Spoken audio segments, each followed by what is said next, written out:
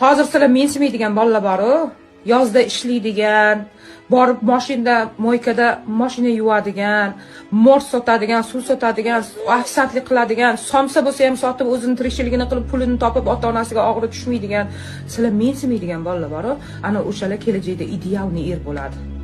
Sizlar o'ylayotgan tagida mashinasi bor, og'ziga zubishchiga qistirib olgan, eng oxirgi modeldagi telefon, naqib otasini obro'siga yoki o'zini ko'rsatib yuradigan bolalar bo'lmaydi.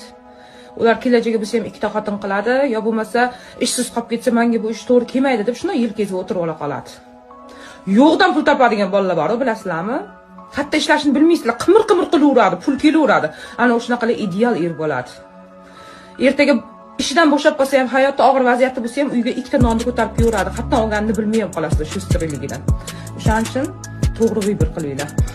Eng katta tavakkal umuman tavakkal qilmaslikda. Tavakkal qilish kerak. Shunda yo yutadi, yo aksi bo'ladi. Asli masalaning o'zi yo'q. Tentakni masxara qilishadi, o'zlarini chuv tushirishganidan bexabar qolishadi.